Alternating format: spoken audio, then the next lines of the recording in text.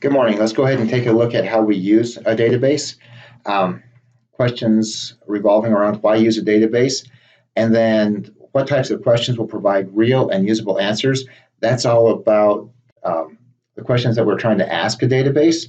And then we want to try to determine how to go ahead and query information or data sets. So we want to pull that information. Now, within our course, we'll see under assignments using databases, of course, how to use the snipping tool to go ahead and grab some of the query results and drop them into a Word document. That works really well. We have our examples for using databases assignment, and then we have our LeaveBooks database as well. So you'll download the LeaveBooks database, and then that's what we'll use for the assignment. Now, also within this area, there will be a couple of additional links. The PowerPoint that I'll use to go ahead and format this particular short instructional video out with, and then the actual instructional videos. So there will be a number of additional links here. Let's go ahead and get this out of the way. All right, so remember the first piece of this, we want to look at a real database. So we have customers, orders, order items, books, now book author and authors. So we have several situations where we have orders and books, which creates a many-to-many relationship, and then books to authors, which also creates a many-to-many relationship. Now, let's go ahead and take a look also at our Chapter 3 databases using databases example. So I want to go ahead and pull up this particular entity relationship diagram as well. We can see what the relationships are, primary keys to foreign keys. Whenever we query data, we will make use of the connections between the tables, primary key to foreign key, in order to pull information from one table and from another table that may be several tables laid out throughout the database.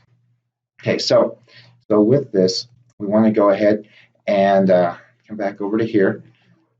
So let's look at the information within 4 of our main tables, or 2 of them to begin with on this particular slide. So we have our customer data, and you can go into that LeaveBooks database, go into Access, take a look at the data. Okay, we have all these fields. That's what the data looks like.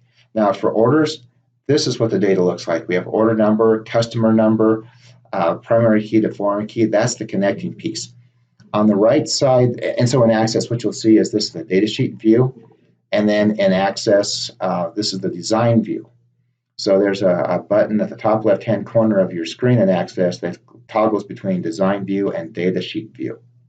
Now, this is the actual design, the schema, basically, of each table. Customer number is short text. Last name is short text. Zip is a number. In orders, we have an order number that's a short text. Customer number is a short text. Oftentimes in these primary keys to foreign keys, we're using numbers. You can also use text.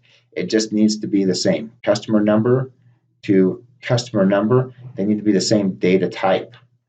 Okay, so then we see shipping cost is a currency, shipping zip is a number. That's what that looks like.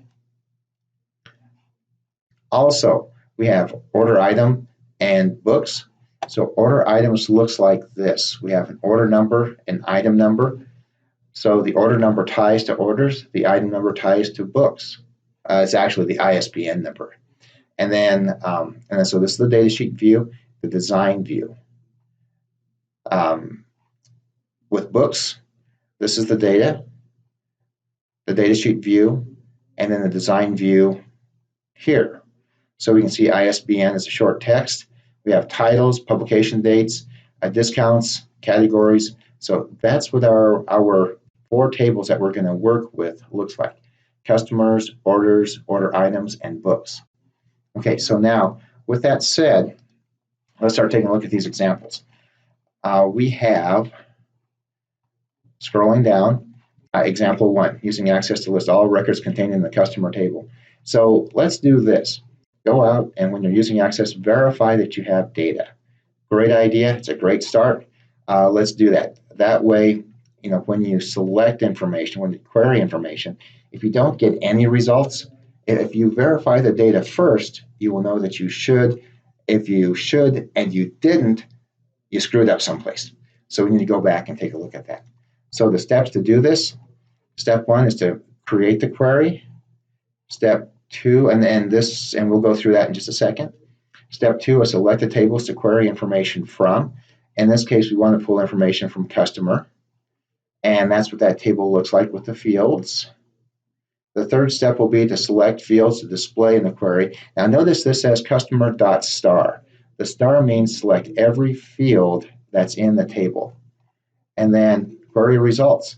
That should show us every single one of those fields within that table.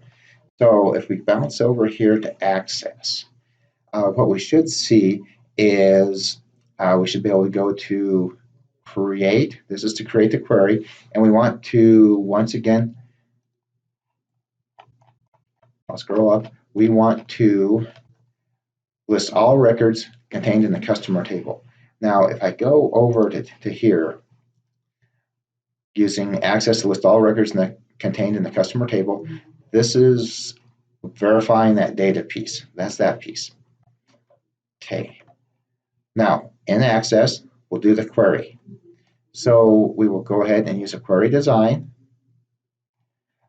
Which table do we want to use? We want to use customer and add that table. Okay. We'll close the Show Table dialog box. At this point, we can click on this field and select customer.star.